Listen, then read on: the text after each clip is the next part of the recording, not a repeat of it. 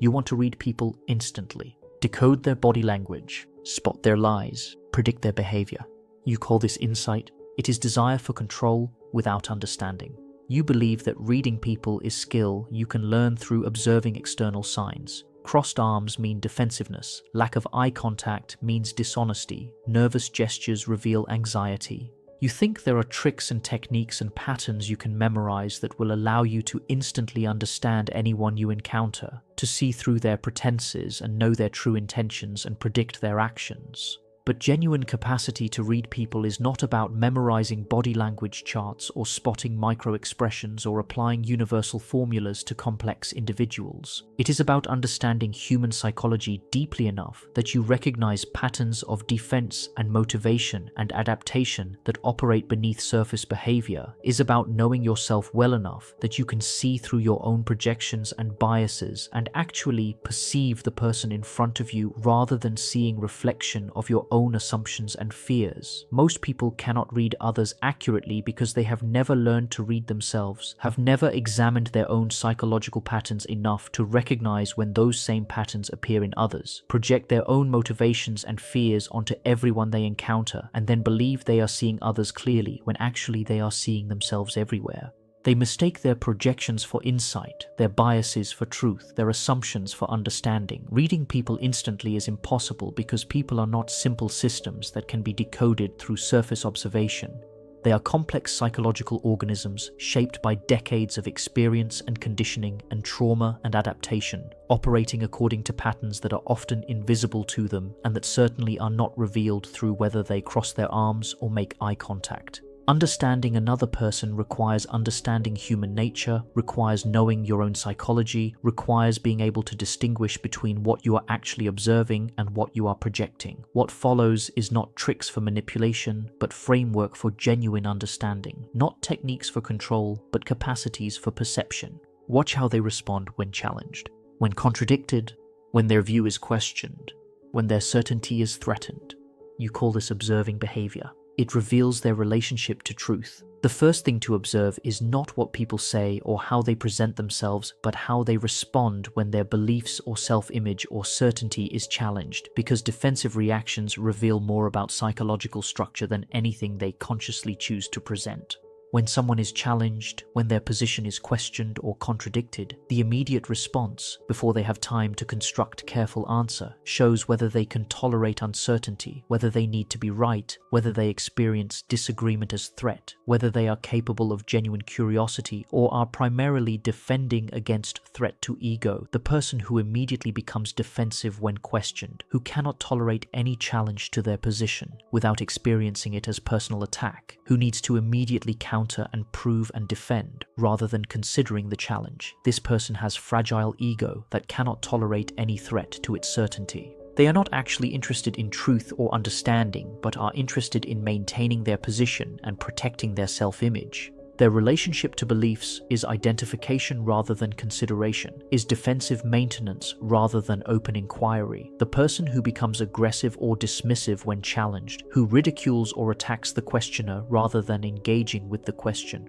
who needs to establish dominance or superiority rather than exploring ideas. This person is operating from deep insecurity that requires them to put others down to feel secure themselves. The aggression is not confidence, but is compensation for underlying sense of inadequacy that cannot tolerate any challenge without experiencing it as threat to their worth. Alternatively, the person who can sit with challenge without immediately defending, who can consider alternative perspectives without experiencing them as threats, who can say, "I don't know," or "maybe I'm wrong," without their entire sense of self collapsing. This person has more secure ego and more genuine relationship to truth than to being right. They are capable of learning and growth because they are not completely identified with their current positions. You can also observe how they respond to being wrong, whether they can acknowledge mistakes without experiencing them as proof of fundamental inadequacy, whether they can admit errors and adjust rather than defending and rationalizing and doubling down. The capacity to be wrong without falling apart reveals psychological maturity that most people do not possess, because most people's self-worth is so fragile that any mistake feels like evidence of worthlessness. Watch also how they respond to uncertainty, whether they can tolerate not knowing or whether they must immediately construct explanation or position to escape the discomfort of ambiguity. The person who cannot tolerate uncertainty, who must have answers and certainty even when evidence is insufficient, who fills every gap with speculation presented as fact, this person is defending against anxiety rather than seeking understanding. These defensive patterns reveal more about a person's psychological structure than anything they consciously communicate because defenses are automatic, are activated before conscious control can shape the response, show what the ego is protecting against and what it cannot tolerate. Reading people accurately requires observing these moments when defenses activate, when the constructed self briefly drops and the underlying structure becomes visible, when the person reveals not who they want to be, but what they are actually protecting against and defending from and operating according to. Listen to what they say about others, their criticisms, their judgments, their complaints. You call this gossip. It is confession of their own rejected qualities. The second thing to observe is what people criticize and judge in others, because psychological projection means that what you cannot tolerate in yourself, you will see everywhere in others. What you have rejected in your own nature, you will condemn in everyone else's behavior. What you refuse to acknowledge about yourself, you will be hyper-aware of and judgmental about when it appears externally. When someone repeatedly criticizes particular quality or behavior in others, they are revealing what they most need to suppress or deny in themselves. The person who constantly judges others as weak or needy is revealing their own disowned vulnerability and dependency that they cannot acknowledge. The person who obsessively criticizes others as selfish or inconsiderate is revealing their own rejected desires and needs that they experience as unacceptable. The person who harshly judges others for being fake or performing is revealing their own persona that they cannot recognize as performance because they are completely identified with it. This is not a universal rule that applies to every criticism. Sometimes people accurately observe problematic patterns in others without projecting. But repeated intense judgments about specific qualities, especially when accompanied by emotional charge disproportionate to the actual situation, almost always reveal projection. The intensity of the judgment corresponds to the intensity of the suppression. The more violently someone rejects something in others, the more desperately they are suppressing it in themselves. You can test this by noticing what each person is most judgmental about, and then watching for evidence of exactly that quality in their own behavior, usually manifesting in form they do not recognize as the thing they condemn. The person who judges others as attention-seeking will seek attention in ways they experience as different or justified. The person who judges others as controlling will control in ways they frame as helping or protecting. The person who judges others as dishonest will deceive in ways they rationalize as necessary or different. The person who has done their own psychological work, who has confronted their shadow and integrated their rejected qualities, becomes noticeably less judgmental because they recognize that everything they observe in others is something they contain themselves. They develop what Jung called compassion through self-knowledge. Not soft acceptance that excuses harmful behavior, but genuine understanding that others contain the same darkness and complexity they have discovered in themselves. You can also observe what people defend in others, what they excuse or rationalize or minimize, because this often reveals qualities they are trying to maintain in themselves or relationships they are trying to protect. The person who constantly defends manipulative behavior in others is often themselves manipulative, but experiencing it as justified or necessary. The person who excuses abuse is often either abusive themselves or in abusive relationship they cannot acknowledge. The projection works both ways. What you admire obsessively in others is often quality you have not developed in yourself, quality you are seeking externally rather than cultivating internally. The person who idealizes others is revealing their own sense of inadequacy and lack of development. The person who needs heroes or gurus is revealing their own refusal to develop authority within themselves. Reading people through their projections requires that you have done enough of your own psychological work to recognize projection when it occurs, that you understand how shadow operates, that you know your own projections well enough to distinguish between accurate observation and projected judgment. Without this self-knowledge, you will simply add your own projections to theirs and call it insight when actually it is compounded blindness. Notice what they will not discuss, what they change the subject from, what they minimize or dismiss, what makes them uncomfortable, You call this privacy. It reveals what they are avoiding in themselves. The third thing to observe is what people avoid, what topics they deflect from or minimize or refuse to engage with, because avoidance reveals what threatens their self-image or requires them to confront something they are not ready to confront. What someone consistently avoids discussing or acknowledging is often what is most true and most important about their psychological state and what most needs to be addressed for genuine growth or change. The person who cannot discuss their relationships without immediately deflecting or minimizing or blaming others is avoiding confronting their own patterns and contributions to relationship dynamics. The person who cannot engage with questions about their emotions without intellectualizing or changing subject is avoiding actually feeling what they feel. The person who cannot discuss their past without dismissing it as irrelevant or claiming they are over it is avoiding unprocessed trauma or pain that continues to control them through their refusal to acknowledge it. The avoidance appears in conversation patterns. They answer different question than the one asked. They provide surface response that avoids the depth of what was being explored. They become defensive or dismissive when certain topics arise. They change subject quickly. They deflect with humor or aggression. They claim the topic is not important or not worth discussing. These are all defensive maneuvers, protecting them from having to confront what they are not ready to face. You can map someone's psychological structure by noting what they consistently avoid, what questions they deflect from, what territories they will not enter in conversation. The collection of avoided topics and questions reveals the outline of what they are defending against, what their ego cannot tolerate acknowledging, what would threaten their self-image or require them to change their understanding of themselves if they confronted it directly. The person who has done psychological work becomes capable of discussing difficult topics without deflecting, can engage with questions about their patterns and wounds and mistakes without immediately defending or avoiding, can tolerate the discomfort of confronting what they have been avoiding. This does not mean they share everything with everyone. Mature boundaries are not the same as defensive avoidance, but it means they can engage with difficult truths when appropriate, rather than reflexively deflecting from anything that threatens their ego's construction. You can also observe what they cannot hear, what feedback or observations they immediately reject or distort before considering, because this reveals what their ego is most invested in protecting. The person who cannot hear any suggestion that they might be contributing to their own problems is protecting themselves from responsibility. The person who cannot hear that they might be hurting others is protecting themselves from guilt.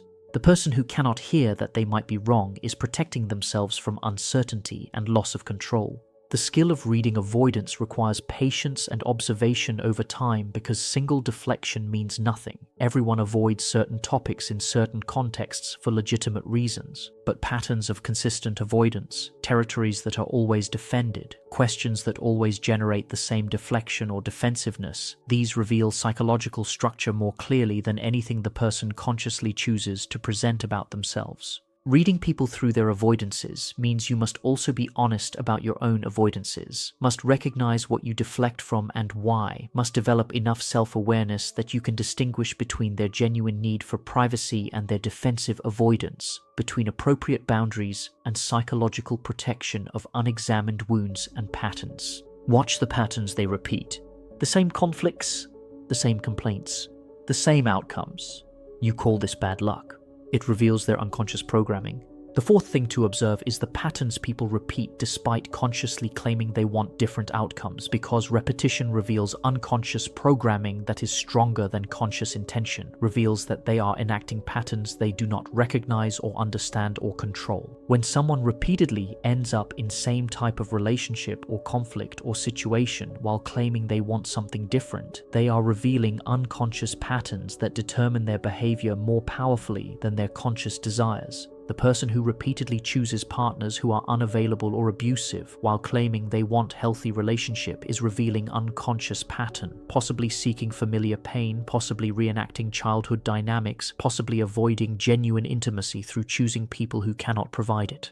The conscious desire for healthy relationship is real, but the unconscious pattern is more powerful, determines their actual choices, while conscious mind watches in confusion. The person who repeatedly has same conflicts with different people, always the victim of others' behavior, always misunderstood, always betrayed or abandoned or mistreated, is revealing their own role in creating these dynamics through unconscious patterns they are not recognizing. They experience themselves as passive recipient of others' behavior, but actually they are active participant through patterns they repeat without awareness. You can read someone's unconscious programming by noting what they repeat while claiming they do not want to repeat it, what outcomes they consistently generate while protesting they want different outcomes, what dynamics appear in multiple relationships or jobs or situations despite different external circumstances. The repetition reveals that something in them is seeking this outcome, is comfortable with this familiar pattern even if it is painful, is enacting unconscious script that overrides conscious intention.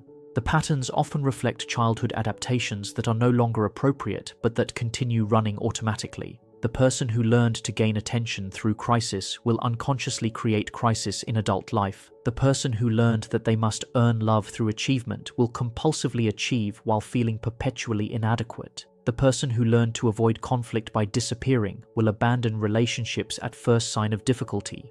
These patterns are invisible to the person enacting them because they are so automatic, so deeply ingrained, so completely identified with who they believe themselves to be. They do not experience themselves as choosing these patterns, but as responding naturally to situations that keep arising. They blame external circumstances or other people's behavior while remaining blind to their own role in perpetuating dynamics they claim to want to escape.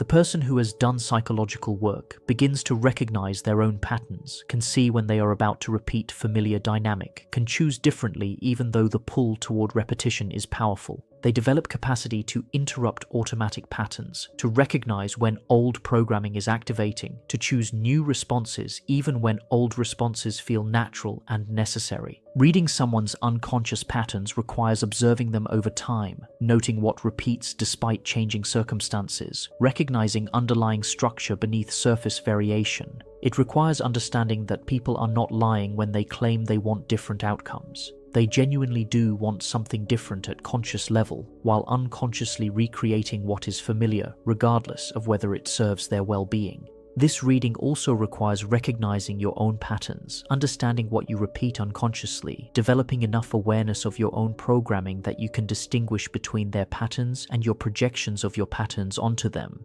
Without this self-knowledge, you will see your patterns everywhere and mistake your own blindness for insight into others. Watch what they perform, the self they construct, the image they maintain, the mask they never remove. You call this their personality. It reveals what they are hiding from themselves. The fifth thing to observe is the persona people present, the constructed self they perform for social consumption, because the intensity and rigidity of the persona reveals what lies beneath it and what they are defending against.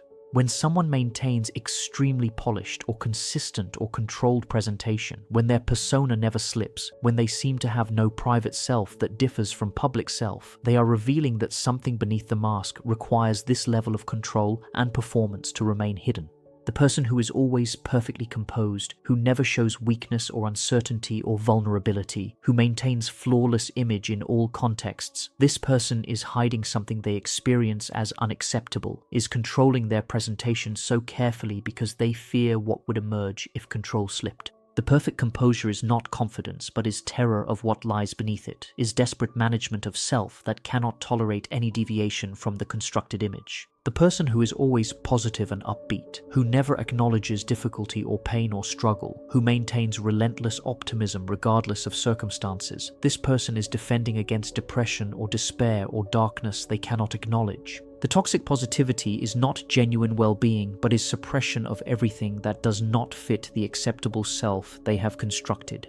The person who is always strong and never needs help, who presents as completely self-sufficient and independent, who cannot show vulnerability or admit struggle, this person is hiding dependency and need and vulnerability that feels too threatening to acknowledge. The exaggerated strength is compensation for underlying sense of weakness they cannot integrate into their self-concept. You can read what someone is hiding by observing what they most consistently perform, what aspect of self is most rigidly maintained, what they cannot allow to slip even slightly. The rigid performance reveals by contrast what cannot be shown, what has been relegated to shadow, what the persona exists to conceal. The more rigid the persona, the more powerful and threatening the hidden material must be to require this level of defensive maintenance. The person who has done psychological work develops more flexible persona, can perform when necessary but does not remain in performance constantly, can show different aspects of self in different contexts without experiencing this as loss of identity. Their presentation varies with context and mood and circumstance because they are not desperately maintaining single acceptable self, but are expressing different aspects of integrated whole. You can also observe how people respond when their persona is challenged or when they cannot maintain it. Do they become defensive or aggressive? Do they double down on the performance? Do they flee from situation? Do they fall apart completely? The response to persona threat reveals how much of their psychological stability depends on maintaining the mask, how much ego is invested in the constructed self. Reading personas requires that you recognize your own persona, understand what you perform and why, know what you are hiding beneath your own constructed self. Without this awareness, you will mistake personas for actual people, will relate to constructions rather than to humans, will participate in mutual performance while believing you are engaging in genuine connection. The capacity to see through personas also means you can recognize when someone occasionally drops the mask, when moments of genuine self emerge through cracks in the performance. These moments reveal more truth than hours of careful presentation, show what the person actually is beneath what they construct themselves to be. Notice how they handle difficulty, frustration, disappointment, minor setbacks. You call this stress response. It reveals their level of emotional development. The sixth thing to observe is how people regulate their emotions, particularly how they handle difficult emotions and stressful situations, because emotional regulation capacity reveals level of psychological maturity more clearly than anything they consciously demonstrate. The person's response to frustration, disappointment, conflict, or stress shows whether they have developed adult emotional capacities or whether they remain at childhood level of emotional reactivity regardless of their chronological age. The person who becomes overwhelmed by minor difficulties, who cannot tolerate ordinary frustration without falling apart or becoming aggressive, who experiences normal life stress as unbearable crisis, this person has low distress tolerance and poor emotional regulation. They are operating at childhood level emotionally, where every uncomfortable feeling requires immediate relief or rescue, where they cannot hold emotions while continuing to function. Watch how quickly they escalate emotionally, how intense their reactions are relative to actual situation, how long they remain dysregulated before they can return to baseline. The person who goes from calm to enraged in seconds, who has emotional reactions completely disproportionate to triggers, who remains upset for hours or days over minor events, this person has not developed capacity to regulate emotional intensity and duration. Observe also whether they can self-soothe or whether they require external regulation, whether they can calm themselves down or whether they need others to manage their emotional state for them. The person who constantly seeks reassurance, who needs others to fix their feelings, who cannot tolerate being in distressed state without immediately demanding that someone help them feel better. This person has not developed internal emotional regulation and remains dependent on others to manage states they cannot manage themselves. Watch how they handle being told no, how they respond to boundaries or limits or situations not going their way. The person who cannot tolerate any boundary without experiencing it as rejection, who cannot accept no without becoming punishing or manipulative, who experiences any limit as proof they are not loved. This person is emotionally immature regardless of their age or accomplishments. Notice whether they can sit with uncomfortable emotions or whether they must immediately escape them through distraction, substances, compulsive activity, or forcing others to fix their feelings. The person who cannot tolerate any emotional discomfort without immediately numbing or distracting or demanding relief is revealing inability to process emotions, is avoiding rather than integrating their emotional experience. The person who has developed emotional maturity can experience strong emotions without being controlled by them, can sit with discomfort without falling apart, can self-soothe and return to regulation without requiring external rescue. They can be disappointed without devastation, frustrated without rage, anxious without crisis. Their emotional responses are proportionate to situations and they recover within reasonable timeframes. You can also observe whether they take responsibility for their emotional state or whether they blame others for making them feel what they feel. The person who says, "You made me angry" or "You hurt me" without recognizing their own role in their emotional response is not taking responsibility for their internal state, is experiencing themselves as victim of others' behavior rather than as person who has some agency over their emotional reactions. Reading emotional regulation capacity requires that you have developed your own capacity, that you can distinguish between appropriate emotional response and dysregulation, that you know the difference between genuine difficulty and poor coping. Without your own emotional maturity, you will mistake intensity for depth, will confuse drama for significance, will participate in escalation while believing you are simply responding appropriately. Listen to how they talk about themselves, when alone, when no one is listening, in their internal monologue. You call this thinking. It reveals their relationship to their own existence. The seventh thing to observe is how people relate to themselves when they believe no one is watching, what their internal dialogue sounds like, how they treat themselves in private mental space, because relationship to self determines all other relationships and reveals core psychological structure more clearly than any external behavior. You cannot directly observe internal dialogue, but you can infer it through how people speak about themselves when guard is down, through their self-deprecating comments, through their automatic responses to mistakes or failures. The person whose internal voice is constantly critical, who speaks to themselves with harshness and judgment they would never direct at another person, who automatically assumes worst about their own motivations and capabilities. This person is operating with internalized abuser, with critical parent voice that has colonized their consciousness and constantly attacks them. Their relationship to self is hostile rather than supportive, punishing rather than compassionate. Listen for automatic negative self-talk that appears in casual conversation. I'm so stupid. I can't do anything right. Of course I failed. I'm terrible at this. These are not just throwaway phrases, but are evidence of ongoing internal narrative that treats the self as enemy or disappointment or problem to be solved, rather than as human being worthy of basic respect. Watch how they respond to their own mistakes. Do they immediately attack themselves? Do they catastrophize about what mistake means about their worth? Do they spiral into shame and self-hatred? Or can they acknowledge error matter-of-factly and move forward without making it referendum on their fundamental value as person? The response to mistakes reveals whether they have developed self-compassion or whether they relate to themselves with judgment and punishment. Notice also whether they can acknowledge their accomplishments or whether they immediately minimize or dismiss or attribute them to luck or external factors. The person who cannot accept praise, who cannot recognize their own capabilities, who deflects every compliment and achievement, this person has relationship to self built on inadequacy, cannot allow themselves to be good or capable or worthy because their internal structure is organized around being insufficient. Observe whether they prioritize their own needs or whether they consistently sacrifice themselves while resenting it, whether they can say no without guilt, whether they treat their own well-being as worthy of consideration or as selfish indulgence. The person who cannot prioritize themselves without experiencing crushing guilt, who must always put others first, who experiences any self-care as selfishness, this person does not experience themselves as deserving basic care and attention. The person who has developed healthy relationship to self speaks to themselves with basic kindness, can acknowledge both strengths and weaknesses without catastrophizing, can treat themselves with compassion when they fail, can celebrate accomplishments without guilt, can prioritize their well-being without experiencing it as selfishness. Their internal dialogue is supportive rather than punishing, encouraging rather than critical. You can infer relationship to self also through how they treat their body. Do they push through pain and exhaustion without listening to body signals? Do they punish body through deprivation or overwork? Do they ignore basic needs, or do they treat body with respect and care?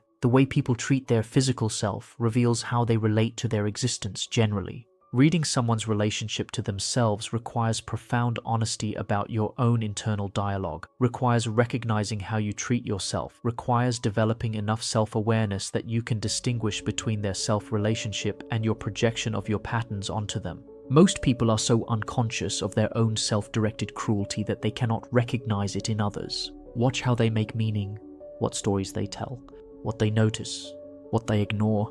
You call this perspective. It reveals their level of consciousness. The eighth and most important thing to observe is the level of consciousness someone operates from, the degree to which they are aware of their own psychological patterns and capable of observing themselves rather than being completely identified with their thoughts and emotions and reactions. This is most difficult thing to read accurately because it requires that you have developed your own consciousness enough to recognize different levels, requires that you understand what consciousness looks like versus what unconscious identification looks like. The person operating from unconscious identification experiences everything that arises in their mind as truth, has no distance between themselves and their thoughts, is completely merged with their emotional reactions and defenses and patterns.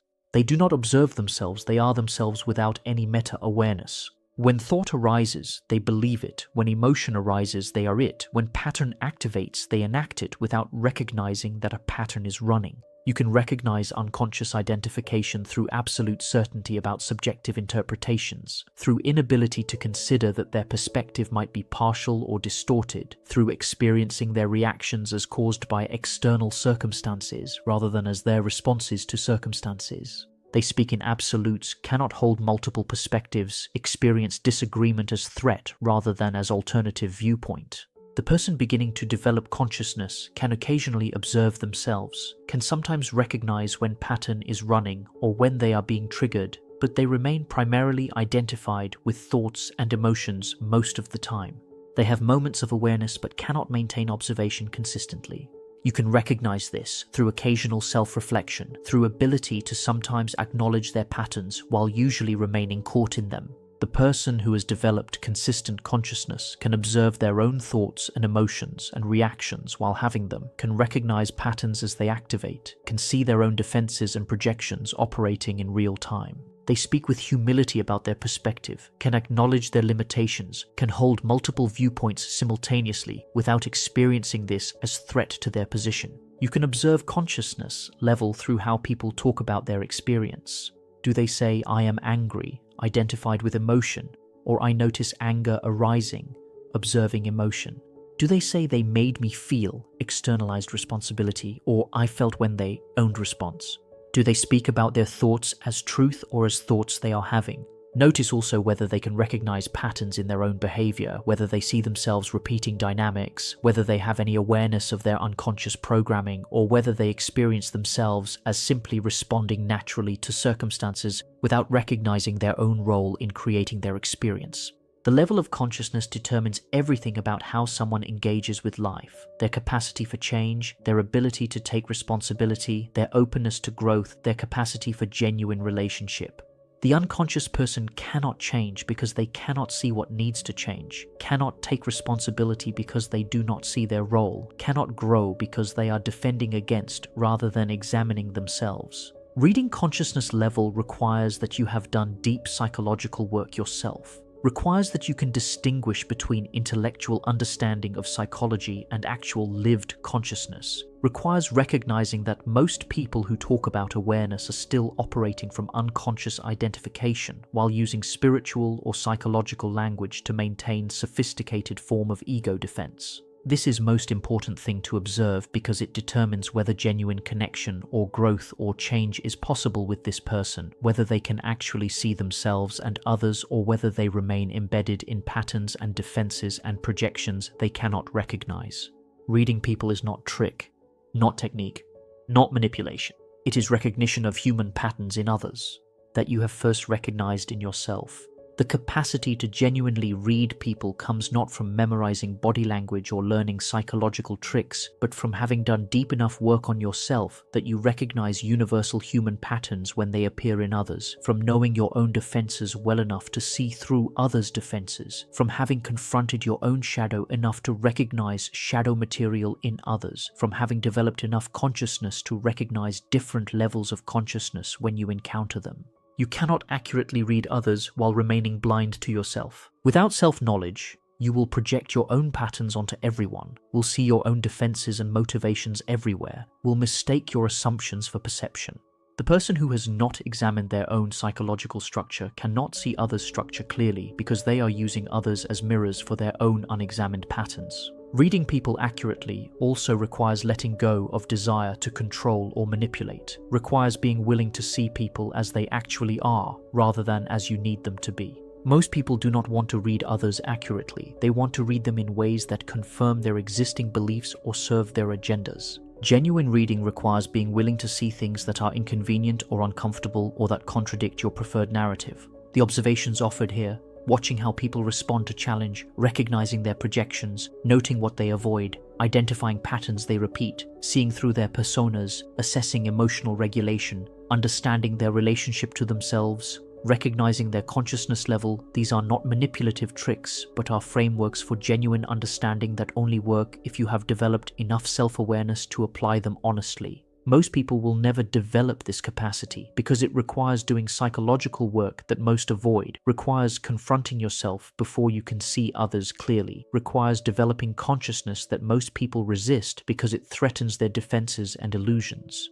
They remain unconscious while believing they see clearly, project while believing they perceive, defend while believing they understand. But for those willing to do the work, willing to examine themselves first, willing to develop genuine consciousness rather than collecting techniques for manipulation, for these people, reading others becomes not about gaining advantage or protecting against threat, but about genuine understanding, about recognizing shared humanity beneath all the different manifestations, about seeing the same patterns and wounds and defenses in others that they have confronted in themselves. You want to read people instantly.